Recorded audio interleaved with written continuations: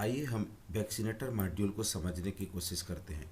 Vaccinator module में जब हम जाते हैं तो सबसे पहले हम वैक्सीनेटर मॉड्यूल में डेस्कटॉप में ही वैक्सीनेटर मॉड्यूल की ऑनलाइन लिंक दी गई है। वैक्सीनेटर मॉड्यूल को हम क्लिक करते हैं। क्लिक करने के बाद हम वहाँ पर वैक्सीनेटर और वेरीफायर का जो लॉगिन आईडी है, लॉगिन आईडी हम यहाँ पर के एंट्री करते हैं। लॉगिन जैसा कि आप सभी जान रहे हैं, उसका आईडी उसका मोबाइल नंबर होता है और जो आईडी जो है कंप्यूटर द्वारा जनरेट किया गया आईडी होता, उसका पासवर्ड होता है। तो हम यहाँ पे एक सेंटर है, उस सेंटर का आईडी पासवर्ड डाल करके हम लॉगिन करते हैं।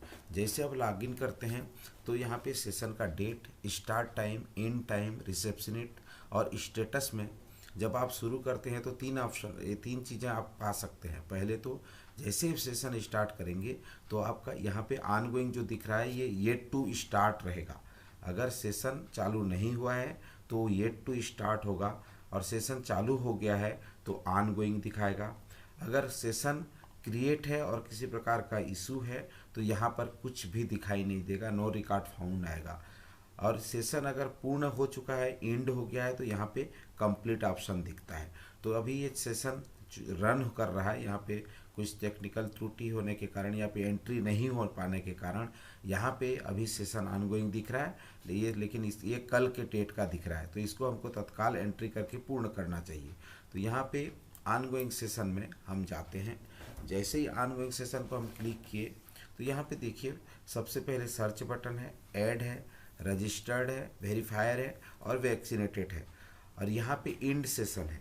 ये बटन को जब तक सेशन समाप्त न हो जाए तब तक इसको एंड नहीं करना चाहिए, कभी भी इस बटन पे क्लिक नहीं करना चाहिए। अगर आप ध्यान से इस बटन देखें, इस बटन को अगर क्लिक कर देते हैं तो ये सेशन समाप्त हो जाएगा, इसमें किसी प्रकार का आप काम नहीं कर सकते हैं। तो आइए अपन चलते हैं कि कोई भी बेनिफिशरी अगर रजिस्टर्ड है पहले से तो उस बेनिफिशरी को यहाँ पे search by mobile receptionist ID उसके मोबाइल नंबर से डाल करके जो है हम उसको सर्च कर सकते हैं। देखा जैसे ही मैंने यहाँ पे 641 डाला, ये अमिताभ जैन सर का जो आधार और ये नंबर जो है यहाँ पे डाल करके एंट्री किया जा चुका है। ठीक है, अब ये जो नंबर है ये वेरीफाई अगर हम करना चाहते हैं तो यहाँ पर हम रजिस्टर को क्लिक करेंगे। जैसे हम क्लिक करेंगे तो यहाँ पर 4 ऑप्शन है, बायोमेट्रिक्स, डेमोग्राफिक और अदर टाइप वेरिफिकेशन।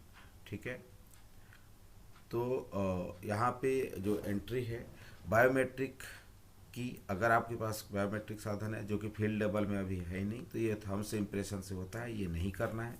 ओटीपी में भी नहीं करना है क्योंकि भीड़ भाड़ है, ओटीपी आएगा नहीं। तीसरा ऑप्शन है डेमोग्राफिक ओथ। डेमोग्राफिक ओथ में सबका हमको वेरिफिकेशन करना रहता है। और अदर टाइप ऑफ वेरिफिकेशन, यहाँ पे अगर आधार नहीं है तो अदर टाइप ऑफ वेरिफिकेशन होते हैं। तो ये वेरिफिकेशन को करने के पूर्व अगर कोई ये रजिस्टर्ड बेनिफिशियरी पहले से आपके ऑनलाइन रजिस्टर्ड है तो उसको करने के लिए है केवल आपको वेरीफाई में जाना पड़ता है। लेकिन हमारे पास चूँकि बेनिफिशियरी जो है फील्ड लेवल से आ रहे हैं, हमारे पास नीचे से नहीं आ रहे हैं, हम आदमियों को बुला रहे हैं, लाइन में खड़े होकर के एंट्री कराते हैं, तो हम ऐड बटन पे जाएंगे। ऐड बटन पे जाने के बाद हमें 2 चीज़ दिखता है, डोज 1, डोज 2। वो व्यक्ति अगर डोज 1 ले चुका है तो डोज 2 पे करेंगे, अगर नया व्यक्ति है तो हम डोज 1 पे करेंगे। जैसे हम डोज 1 पे क्लिक करेंगे, उसका आईडी, आधार है कि ड्राइविंग लाइसेंस, पैन कार्ड क्या है, फोटो उस आईडी का नंबर, जैसे मैं सपोज आधार को क्लिक करता हूँ तो आधार का नंबर यहाँ पे मुझे देना पड़ेगा।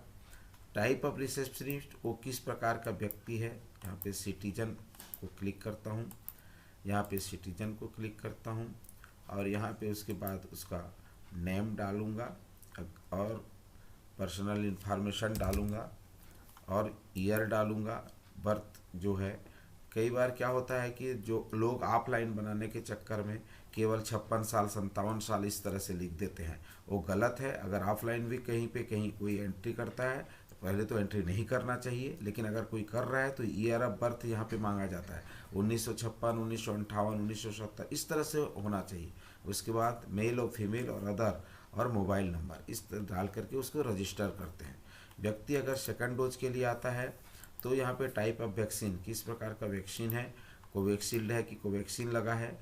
अगर हम कोविशील्ड लगा रहे हैं तो भी उसमें डेट पूछेगा कि फर्स्ट वैक्सीनेशन आपका कब हुआ था, और उसके बाद जैसे ही हम डेट डालेंगे तो number of day between dose duration is not completed. अगर उसको जो 6 सप्ताह 8 सप्ताह नहीं हुआ होगा तो फिर उसको वो इस तरह से मेंशन कर देगा। तो ये सारी चीज़ें हैं।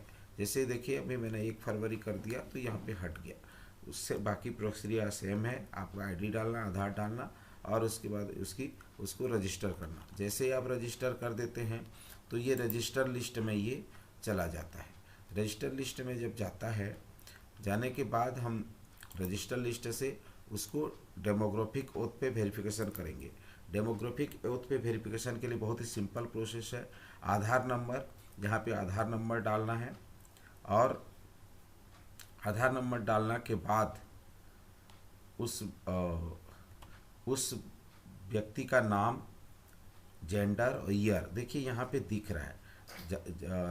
आपका उनका नाम भी दिख रहा है, ईयर भी दिख रहा है और जेंडर भी दिख रहा है। आप आधार नंबर को ईमानदारी से डालिए, क्योंकि वो एक भी डिजिट गलती होगा तो वहाँ पे दिक्कत होता है। यहाँ पे 4 डिजिट ऑलरेडी लास्ट का दिखते रहता है, आप यहाँ पे मिलान कर सकते हैं और फिर कंटिन्यू करते हैं। जैसे ही आप वेरीफाई कर लेते हैं तो वेरीफाई लिस्ट में ये यहाँ पे शो करना शुरू कर देता है। और वेरीफाई लिस्ट से आप जब क्लिक करते हैं, एक बटन यहाँ पे क्लिक करेंगे तो 2 ऑप्शन आएगा कि आप उसको वैक्सीन लग गया कंफर्म करना है या वैक्सीन नहीं लगा तो कैंसिल करना है। ये 2 चीज़ें यहाँ पे है। तो कृपया ये, उसके बाद आप वैक्सीनेट लगाने के बाद आप अंत में आपका जो ऑप्शन आता है वो सेशन एंड करने का आता है।